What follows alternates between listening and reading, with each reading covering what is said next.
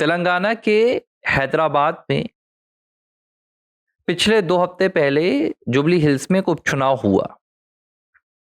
इस उपचुनाव के दौरान तेलंगाना के मुख्यमंत्री रेवंत रेड्डी की वो मानसिकता निकलकर सामने आई जो कांग्रेस पार्टी की सबसे बड़ी उपज है।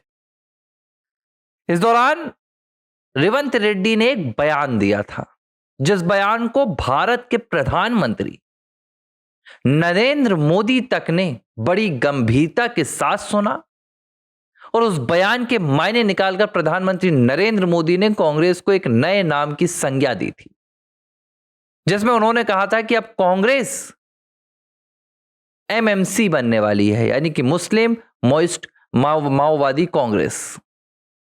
तेलंगाना के मुख्यमंत्री रेवंत रेड्डी, जिन्होंने कभी अपने राजनीतिक सफर की जो शुरुआत है वो एबीवीपी से की थी, अखिल भारतीय विद्यार्थी परिषद, लेकिन सत्ता की लालच ने रेवंत रेड्डी को किस कदर सनातन और हिंदू विरोधी बना दिया है, आज उसकी कहानी आपको बताने वाला हूं।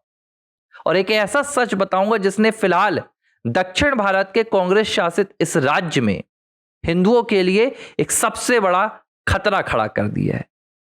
जिस तेलंगाना की 85% जनता ने रेवंत रेड्डी पर भरोसा करके प्रदेश में कांग्रेस की सरकार बनाई, जिसे लगता था कि कांग्रेस आज भी उनके विकास के लिए काम करेगी। भाजपा को तो बाहर ही बता दिया जाता था। जब से तेलंगाना बना था आंध्र प्रदेश से अलग हटने के बाद, तो या तो केसीआर वहां रहे, केसीआर जब हटे तो 10 सालों के बाद सीधे ये आ गई कांग्रेस की सरकार। अब पिछले हफ्ते क्या हुआ, अभी आपको पता है कि जो शबरीमाला मंदिर है वहां भगवान अयप्पा के श्रद्धालु जो तीर्थ यात्रा है उसमें जा रहे हैं, और जो भगवान अयप्पा की पूजा होती है वो एक बहुत अच्छी आस्था है। इसके पीछे एक बहुत अच्छी परंपरा है, मन की शुद्धि तन की शुद्धि। इसके बाद भगवान अयप्पा के दर्शन होते हैं। 41 दिनों की कठिन तपस्या होती है।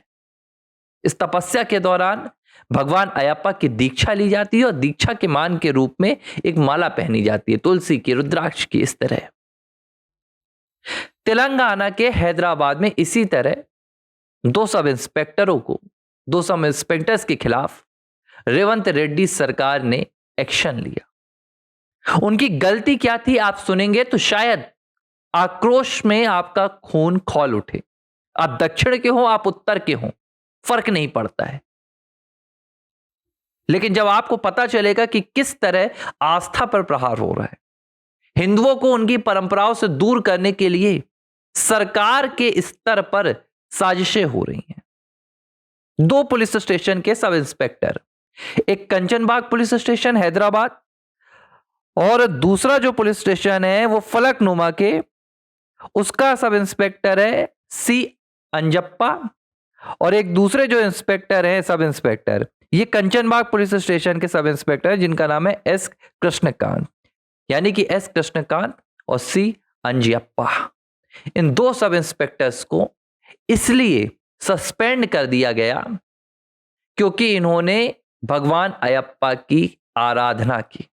भगवान अयप्पा के दर्शन पर जाने के लिए 41 दिनों वाली उस परंपरा को निभाई जो पूरे दक्षिण में प्रचलित है, जो भगवान अयप्पा का हर भक्त स्वीकार करता है।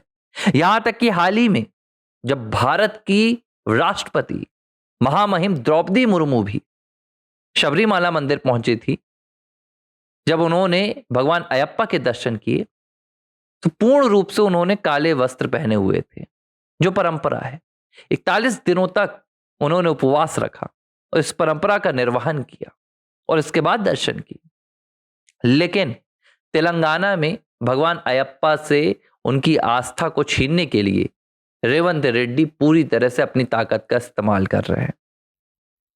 इन 2 सब इंस्पेक्टर को सस्पेंड किया गया और बकायदा जो मेमो जारी किया गया डीसीपी के द्वारा, तेलंगाना पुलिस के द्वारा, उसमें वजह बताई गई कि आपने ड्यूटी के दौरान भगवान अयप्पा की दीक्षा पहनी हुई थी, मतलब कि जो माला है वो पहना हुआ था।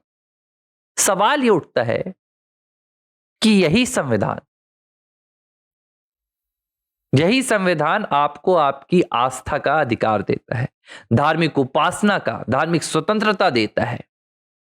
तो भगवान अयप्पा की दीक्षा वाली माला पहनने से आखिर क्या आपत्ति हो रही है? यही तेलंगाना के मुख्यमंत्री हैं जो एक संवैधानिक पद पर रहते हुए मुस्लिमों को खुश करने के लिए टोपी पहनकर प्रचार कर रहे थे, जालीदार। अभी जुबली हिल्स की बात कर रहा हूं मैं।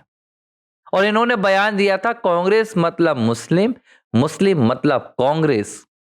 यानी कि जो तेलंगाना की सरकार है उसके मुखिया रेवंत रेड्डी ने ये 85% तेलंगाना के हिंदुओं को पहले ही बता दिया है कि वो सिर्फ और सिर्फ मुस्लिमों के लिए हैं, वो सिर्फ और सिर्फ मुस्लिमों के हक के लिए हैं। और मुस्लिमों का सबसे बड़ा हक क्या है? जो कट्टर मुस्लिम है, जो अपने आप को भारत से अलग समझते हैं। सीधी सी बात मैं कह रहा हूं, एक मुस्लिम है शहजाद पूनेवाला जैसे, जो कहते हैं मैं हिंदू मुस्लिम हूं, मैं हिंदू मुस्लिम हूं, इस भारत में पैदा हुआ तो मैं हिंदू मुस्लिम हूं। और एक वो है जिनका लक्ष्य ही है काफिरों को मारना, जिनका लक्ष्य है गजवाए हिंद बनाना, जिनका लक्ष्य है गैर मुस्लिम को मुस्लिम धर्म में, मुस्लिम मजहब में कन्वर्ट करना। शायद रेवंत रेड्डी कांग्रेस को इसी मुस्लिम के मायने बता रहे थे कि कांग्रेस का मतलब मुस्लिम। तो जब रेवंत रेड्डी ने पहले ही कह दिया था कि वो सिर्फ मुस्लिम परंपराओं का निर्वहन करेंगे, तो जाहिर सी बात है कि वो अपने जितने भी कर्मचारी हैं तेलंगाना सरकार में, अगर वो कोई हिंदू परंपरा निभाएगा, सनातनी परंपरा निभाएगा, तो तेलंगाना के मुख्यमंत्री उसको कैसे करने देंगे? अब मैं आपको उदाहरण देता हूं।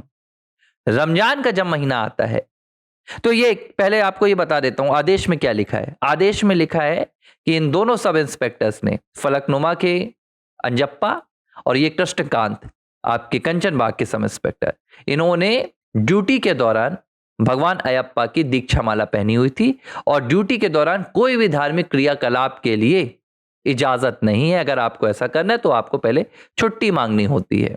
आप अगर अयप्पा भगवान की दीक्षा के लिए जा रहे हैं तो आपको दाढ़ी और ये सब जो बढ़ाना है इसकी इजाजत नहीं दी जाएगी। अब मैं आपको इनका दोगलापन बताता हूं, तेलंगाना की सरकार के इन प्रशासनिक अफसरों का और वहां की सरकार का। कैसे? रमजान जब होता है, रमजान के दौरान जितने भी तेलंगाना के मुस्लिम कर्मचारी हैं, पुलिस के जितने भी शासकीय कर्मचारी, इन्हें विशेष प्रावधान दिया जाता है जिसमें इन्हें आधे दिन की छुट्टी दी जाती है। क्यों? क्योंकि ये उपवास रखते हैं, रोजा रखते हैं। दूसरी बात, दिन में 5 बार नमाज, जितनी भी बात दिन में इनकी होती है, तब ये पुलिस वाले या हों या शासकीय कर्मचारी हों, ड्यूटी के दौरान नमाज पढ़ने जाते हैं। तब इनका ये जो सो कॉल्ड मेमो है, धर्मनिरपेक्ष मेमो, तब कहां जाता है? तब भूल जाते हैं ये। जब सड़कों पर नमाज होती है तब क्या होता है? तब आपको याद नहीं रहता कि आपको कौन सा मेमो इन्हें दिखाना है, कौन सा रूल दिखाना है। हाँ, लेकिन अगर कोई भगवान श्री राम की पूजा करेगा, चंदन लगाएगा, गले में ये आपके रुद्राक्ष की माला धारण करेगा, इस तरह की माला, तो सीधे तौर पर आपको विधर्मी बता दिया जाएगा, आपको विरोधी, संविधान विरोधी बता दिया जाएगा। विधर्मी क्या बताएंगे ये? तो आप ना माला पहन सकते हैं, ना आप टीका लगा सकते हैं। हाँ, लेकिन अगर आप मुस्लिम हैं तो आप टोपी लगाइए, आपको जो करना है वो कीजिए, आप 5 बार नमाज अदा कीजिए, आपको जो करना है आप आदाब कीजिए, दुआ कीजिए, सलाम कीजिए, सब कीजिए, आपको इजाजत है। यह है दक्षिण भारत में तेलंगाना के राज्य की हकीकत। और इस एक घटना से आप इस बात का पूरा अंदाजा लगा सकते हैं कि वहां हिंदुओं के साथ किस तरह की जो दुर्दशा है, वो कोई विधर्मी नहीं कर रहे हैं, वो हिंदू धर्म के ही लोग कर रहे हैं। क्योंकि रेवंत रेड्डी हिंदू धर्म के अनुयायी हैं। क्यों कर रहे हैं? क्योंकि 2 वजह हैं, एक सत्ता और दूसरी सत्ता को पाने के लिए जो पीछे बैठा हुआ सोर्स है, यानी कि गांधी परिवार। और इसीलिए मुझसे लोग शिकायत करते हैं, अब गांधी परिवार पर क्यों बात करते हैं, गांधी परिवार पर खबरें क्यों बनाते हैं? और मैं यही पूछता हूं कि क्यों ना बनाऊं। देश का एक ऐसा परिवार जो देश विरोध में कोई कमी नहीं छोड़ रहा है, और किसका उपयोग कर रहा है? कांग्रेस पार्टी का। कांग्रेस पार्टी को कब्जा कर बैठा है, अभी बीते दिन नेशनल हेराल्ड पर एफआईआर हुई, उस पर भी मैं विशेष चर्चा करूंगा। 76% शेयर के नाम पर कैसे इन्होंने पूरा 5,000 करोड़ की संपत्ति खाकर बैठे हैं। तो ये तेलंगाना के हालात। अब जो भगवान अयप्पा के समर्थक हैं, भक्त हैं, उन्होंने इस पूरे मेमो के खिलाफ तेलंगाना में बाकायदा हैदराबाद में विरोध की रैलियां निकाली हैं और उनका प्रयास है कि इन दोनों सब इंस्पेक्टर्स को फिर से बहाल किया जाए।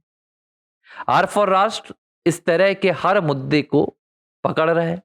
देश भर में कहीं भी इस विचारधारा को जन्म दिया जा रहा है जो हिंदू विरोधी है, तो उसे कुचलने का काम हम इस विचारधारा के जरिए ही कर रहे हैं। क्योंकि देखिए, यह वैचारिक लड़ाई है। जब तक तेलंगाना के वो 85% हिंदू जिन्होंने एक ऐसी सरकार को अपने सिर पर बैठा लिया है जो आज उनके माला छीन रही है, आज जो उनके भगवान अयप्पा को छीन रही है, उन्हें यह बात समझ में नहीं आएगी कि कांग्रेस एक परिवार के द्वारा संचालित है और वो परिवार भारत का नहीं है, वो परिवार हिंदुओं का नहीं है, सनातनियों का नहीं है।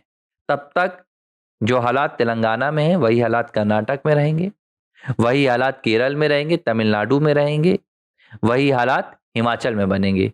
वहां के भी तो सीएम राधे राधे कहने से मना कर रहे हैं। इन दोनों का एक संयुक्त एपिसोड भी मैं बनाऊंगा। आर फॉर राष्ट्र में इस शो को देखने के लिए बहुत बहुत धन्यवाद।